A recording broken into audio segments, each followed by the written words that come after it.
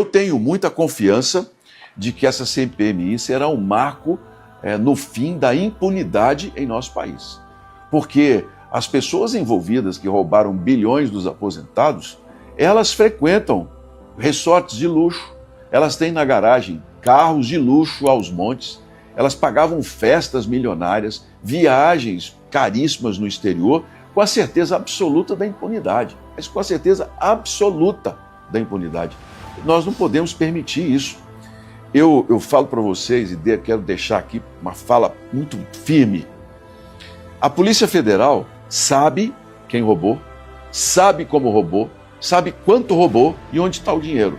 Mas não, até o momento dessa CPMI, não tinha um pedido de prisão feito, não tinha um pedido de bloqueio de patrimônio feito, atendido pela Justiça. Ou seja, essas pessoas têm algum tipo de cobertura institucional que nós não podemos permitir. Nós tivemos operações da Polícia Federal. A primeira que eu queria falar é justamente em cima do INSS, né? Eu gostaria, você como presidente da comissão da CPMI, você do INSS, eu queria que você aproveitasse essa oportunidade para fazer um grande resumo para a gente da semana. Eu fiquei assustado com os valores, com os bens dessas pessoas que estão prestando depoimento, né? E de toda a pressão política em cima, né, do trabalho da comissão. O senhor pode resumir para a gente essa semana? William, eu vou resumir dizendo que essa é uma das maiores vergonhas que o Brasil tem a esclarecer e principalmente a punir. Essa semana nós já tivemos a chegada dos primeiros documentos dos sigilos quebrados. Nós temos quase 400 pedidos de sigilos entre banco, telemático, que é telefone, das empresas que foram usadas para desviar o dinheiro, das associações falsas, dos presidentes, dos diretores, de funcionários do INSS, porque nós queremos confrontar os depoimentos com as informações. A CPMI, muitas vezes as pessoas falam assim, uma pessoa vai lá e não fala nada. Isso só piora a situação dela, porque ela não fala ou às vezes ela não dá uma informação correta. Quando nós recebemos as informações bancárias de 2, 3, 10, 50 milhões transferidos, a gente então tem embasamento para pedir o indiciamento dessa pessoa. E ontem, você mesmo comentou, eu creio que é o principal resumo dessa semana. Uma pessoa que movimentou mais de 3 bilhões e meio de reais, eu estou falando de bilhões, eu não estou falando de milhões, não. Bilhões de reais, uma pessoa que tinha na adega 7 milhões de reais em vinhos, uma pessoa que tinha carros de 11 milhões, 10 milhões, 5 milhões, uma pessoa que tinha imóveis nos Estados Unidos de 30 milhões de dólares praticamente, ou seja, quase 200 milhões de reais, conseguidos como? Com o dinheiro dos aposentados brasileiros, das aposentadas, de gente que no final do mês conta o dinheiro para comprar remédio, para comprar comida. Gente que, sua maioria, recebe um salário mínimo. Essas pessoas descontavam de 45 a 90 reais e usavam os escritórios de advocacia, as empresas falsas, prestação de serviço odontológico, funerário. Tem funerária que recebeu milhões e nunca enterrou uma pessoa, nunca despachou um caixão. Então, essa semana, o Brasil assistiu claramente a vergonha que foi essa roubalheira, esse esgoto, desculpa a expressão, que nós estamos jogando luz na roubalheira da Previdência. Sim, Viana, e aí, Viana, existe uma polarização nisso, um tentando jogar para o outro, né? Tentando jogar para o governo do Bolsonaro, tentando jogar para o governo do Lula, né? Eu queria, antes de entrar nesse mérito, porque na minha visão eu acho que isso não tem a menor importância, porque o mais importante é achar quando começou e prender todos os envolvidos. Uma coisa me chamou a atenção em função dos valores, o senhor comentou aí, né, dos bilhões das instituições, e uma coisa me chamou a atenção, o advogado Eli Cohen, ele afirmou à CPMI do INSS no dia 1, que o Banco BMG, Banco Mineiro, frauda consignados para aposentados desde 2005, abre aspas, o Banco BMG é o campeão das fraudes. O Banco BMG só saiu de 4 agências para ter o que é hoje, só por conta do consignado das fraudes e começou em 2025, fecha aspas. Isso foi o que o depoente falou, não sou eu que estou dizendo. Viana, aí eu pergunto ao senhor, não só em relação às instituições que lidavam diretamente com o aposentado, mas como, por exemplo, o Banco BMG, quais as providências que a CPMI tomou em relação a essa acusação de forma específica ao BMG? Vai chamar alguém do BMG? Como é que está funcionando isso quando o delator, ele aparece ali e fala assim, ó, a situação é essa. O que acontece, Viana, a partir disso? Olha, o diretor-geral, na época do BMG, que foi demitido agora recentemente, está com a prisão preventiva pedida por nós. Dentre os 21 que nós enviamos ao ministro André Mendonça, 2 já estão presos, que é o Antônio Carlos Camilo, o Careca e o Camizotti. Maurício Camizotti são os 2 cérebros dessa organização. A CPMI, Travasso, ela está dividida em 2 momentos. O primeiro momento agora, que é nós investigarmos os sindicatos e associações fantasmas que descontaram bilhões dos aposentados. Um segundo momento, nós vamos trabalhar os empréstimos consignados sem autorização, porque tem muito aposentado que quando vai ver já foi feito um empréstimo sem que ele soubesse. E ainda nós temos as associações com os bancos. A pessoa conseguiu um empréstimo consignado ou fazia sem saber, porque era muitas vezes uma máquina que falava assim, você aceita um benefício odontológico? A pessoa de casa fala, sim, eu aceito. Aquilo dali, já numa máquina de inteligência artificial, já era considerado como um sim. A pessoa, então, tinha lá um empréstimo descontado da conta dela e imediatamente passava a pagar as associações. Ou seja, é uma sofisticação para enganar os aposentados brasileiros que nós vamos desmontar. Então, nós temos o pedido de prisão desse antigo diretor do BMG, nós temos vários requerimentos de comparecimento dos atuais diretores do Banco Mineiro e também temos a quebra de sigilo do INSS nos descontos para todos os bancos, não é só para um não, para todos os bancos. Agora, William, essa semana também há um ponto que eu preciso chamar a atenção dos telespectadores do Brasil Urgente, que é como é difícil combater a corrupção no Brasil. O Supremo Tribunal Federal, semana passada, nos surpreendeu de uma forma muito negativa com o ministro André Mendonça, que não permitiu que nós conduzíssemos os 2 presos, que estão qualificados no inquérito, são investigados, está ali todo o inquérito que está sendo feito, o sigilo quebrado que nós fizemos da Polícia Federal.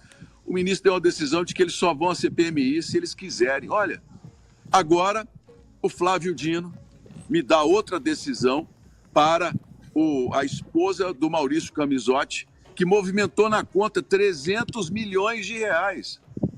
Eu não estou chamando uma pessoa porque ela é esposa, não, que eu respeito as famílias, eu respeito filhos. Agora, se a pessoa é sócia e ele não quer comparecer, a esposa tem que ir lá prestar declarações. Aí me vem o Supremo Tribunal Federal, o ministro Dino, e dá uma decisão dizendo que ela não é obrigada. Esse senhor Maurício Camizotti, Travasso, é um dos advogados mais influentes em Brasília, com relacionamentos com ministros do Supremo, com ministros da Justiça Federal, do STJ. Esse homem está em diversas situações envolvendo problemas e suspeitas. Pois não, William? Então, você está falando sobre essa influência política, né? E que isso atrapalha e muito os trabalhos, porque você vê o jogo de interesses, as manipulações. Nós tivemos lá o Nelson Williams, né, que é um advogado, um outro personagem que surge usando os mecanismos, né, e falando pouco, né, e evitando falar. E eu, aproveitando, Viana, porque assim, a gente está num país, e essa semana ficou claro, eu queria até contar contigo nessa ajuda, porque nós tivemos os servidores do Sistema Estadual de Meio Ambiente e Recursos Hídricos, que inclusive fizeram um protesto agora para cobrar melhorias das condições de trabalho, realização de concurso público, recomposição salarial. Esse ato foi em frente à sede da Polícia Federal, na Avenida Raja Gabaglia, isso aconteceu agora, aqui em Belo Horizonte. A manifestação também apoiou a operação Rejeito deflagrada nesta semana pela instituição policial e pelo Ministério Público Federal, e as investigações apuram um esquema de mineração ilegal, corrupção, lavagem de dinheiro em áreas de proteção ambiental, como Serra do Curral, aqui na capital, Serra do Botafogo, em Ouro Preto. E aí, Viana, essa entrevista, a primeira motivação, para além do resumo da semana do INSS, eu queria saber de você, porque no dia 13 de dezembro de 2023, o senhor senador Confúcio Moura, do MDB, ele fez uma manobra para a aprovação de Mário Trivelato Seabra Filho, que foi preso nessa operação da Polícia Federal para assumir o cargo, na época, de diretor da Agência Nacional de Mineração.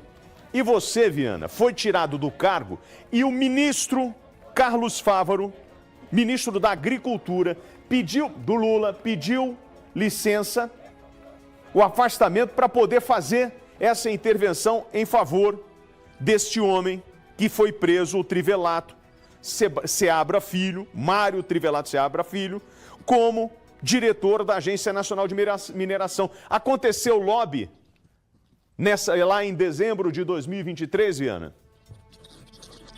Olha, Travasso, o Caio, ele era o indicado para o cargo da Agência Nacional de Mineração. E ele não apresentou as certidões que a legislação determina e um currículo que eu não gostei, achei que as informações não estavam claras. E eu anunciei ao senador Confúcio, na época que era o presidente da comissão, de que eu não apresentaria um relatório enquanto o senhor Caio não apresentasse toda a documentação exigida por lei. Eu fui surpreendido com a decisão de ser substituído, o que dentro do Senado é, inclusive, uma forma de deselegância muito grande com os colegas. O que me disse o senador Confúcio é que havia um gerente de mineração do Ministério das Minas e Energia, muito ligado ao ministro Alexandre da Silveira, e esse gerente estava lá exigindo que a votação fosse feita imediatamente. E falou, olha, o Senado não pode se curvar a esse tipo de pressão e até de chantagem. Nós temos deliberação, mas ainda assim foi substituído. E naquele dia, Travasso, eu avisei, falei, olha, vai dar muito mal, porque uma pessoa que não apresenta a documentação requerida para um cargo, essa pessoa não vai durar muito tempo. Então, quando eu fiquei sabendo da operação que levou para a cadeia o diretor da Agência Nacional de Mineração, a minha resposta foi simplesmente, estava demorando, porque as denúncias já vinham se acumulando há muito tempo. Essa mineração na Serra do Curral começou a funcionar de uma maneira misteriosa, uma votação feita à noite, durante uma reunião que praticamente ninguém ficou sabendo, e começaram a tirar, e isso chamou a atenção das autoridades, que descobriram um grande esquema, segundo o Ministério Público, de favorecimento. Então, para mim, Travasso, não foi surpresa nenhuma que esse senhor Caio fosse preso. E ele agora, eu espero que ele faça uma delação premiada, com toda sinceridade, e que ele denuncie quem são os padrinhos políticos dele, quem ele beneficiou e quem conseguiu, me tirando do caminho, que ele fosse nomeado de uma maneira assim, tão, como é que eu posso dizer, desalinhada com a lei. Vou ser elegante, com uma maneira desalinhada com a lei, porque ele não tinha, naquele momento da comissão, todas as certidões e a documentação exigida por ele. Então, o que começa errado, meu amigo, não vai terminar errado do mesmo jeito. Sim, eu fico imaginando, você trabalhou, né, em Brumadinho, né? Eu queria até te provocar numa coisa. Como é que você viu a prisão daquele ex-diretor da Agência Nacional de Mineração, ANM, o Guilherme Santana Lopes, que é acusado de ratificar pedidos irregulares de mineradoras? Você trabalhou com ele na CPI de Brumadinho, né? Posteriormente, ele deu inclusive, você deu aval para ele na indicação da ANM. Da ANM, não foi isso? Sim. Como é que você se sente assim, depois de dar um aval para o sujeito e saber que ele está na pilantragem? Ô, Travasso, eu vou repetir para você um ditado que minha avó usava muito. Ninguém tem alma a meia com ninguém. O Guilherme era um técnico que foi entregue a nós pela Agência Nacional de Mineração para me apoiar no relatório da CPI de Brumadinho. Fez um trabalho excepcional. Aquele relatório, inclusive, que eu pedi a prisão do ex-presidente da Vale, Meu relatório hoje é peça base no Superior Tribunal de Justiça na acusação contra o ex-presidente da Vale. Agora, durante o tempo em que foi diretor, se ele tomou decisões incorretas, ele vai ter que assumir e vai ter que dizer, naturalmente, a quem ele beneficiou.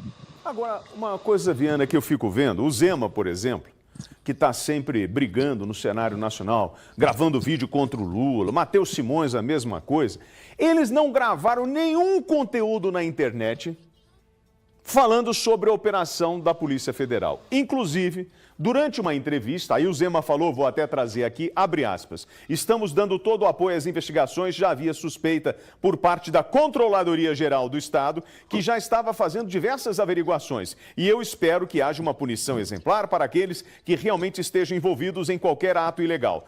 É um absurdo usar a estrutura do Estado em benefício pessoal para poder ter algum tipo de ganho financeiro, algo que eu pessoalmente abomino e combato arduamente, fecha aspas. Isso foi uma fala durante uma coletiva, mas fato é que eu não estou vendo, Viana, um empenho grande por parte das autoridades do Estado de Minas Gerais no pronunciamento do que pode ser o maior escândalo de corrupção no Estado de Minas Gerais, ou não? Ô, Travasso, esse é um escândalo que todo mundo vai querer esconder como o da Previdência, porque sabe o efeito que isso tem no ano pré-eleitoral. Previdência, vamos pegar, né? No final do governo Bolsonaro, nós temos ali o início dos ACTs, inclusive o ex-ministro Onyx Lorenzoni vai depor na próxima quinta-feira. Nós não vamos passar a mão na cabeça de ninguém. Vai ter que ir lá dar explicações por que, quando estava terminando o governo Bolsonaro, ele autorizou uma série de entradas de acordos de cooperação técnica. E depois do governo Lula, a coisa explodiu, ficou bilionária, foi algo, mesma coisa essa mineração. Isso, ô Travasso, ultrapassa governos. Eles corrompem as instituições, corrompem servidores públicos, nomeiam pessoas em cargos chaves para poder conseguir as licenças. E eu digo para você com tranquilidade, o que o Brasil precisa é que essas pessoas abram a boca, que elas contem o que elas têm. Eu espero que na CPMI e o compromisso, cada um vai ter o direito de falar o que quiser, mas que a gente vai colocar a cara dos ladrões na tela, se não tem a dúvida. Eu quero com toda sinceridade que o senhor Caio, o senhor Guilherme, todos digam com muita clareza quem eles beneficiaram, quem eles nesse período. Ô Viana, em função do tempo de conexão que nós estamos, começou a travar. Mas eu agradeço muito a sua gentileza da entrevista, né? Reforço aqui, né, a necessidade dessa CPMI do INSS trazer à luz da verdade para que as pessoas sejam responsabilizadas para além do governo, gente, porque foge ao governo, entende? Isso está para além, está nas entranhas. E eu queria finalizar agradecendo a gentileza do presidente da CPMI, o Carlos Viana. Infelizmente caiu a comunicação, mas eu peço aqui aos senhores parlamentares do Estado de Minas Gerais, em respeito a toda a nossa sociedade, que seja montada uma CPI para tratar dos assuntos da mineração aqui, investigando todas essas denúncias da Polícia Federal. E eu também torço, como Viana, pelo que ouvi e entendi, para que esses presos comecem a delatar, a falar sobre esse esquema de corrupção que está instaurado ou estava instaurado aqui no Estado de Minas Gerais. E eu torço para que isso não fique só na esfera do Estado, mas que isso vá para Brasília também e que lá aconteça uma outra CPMI, uma outra comissão para investigar, não só no âmbito estadual, como no âmbito nacional.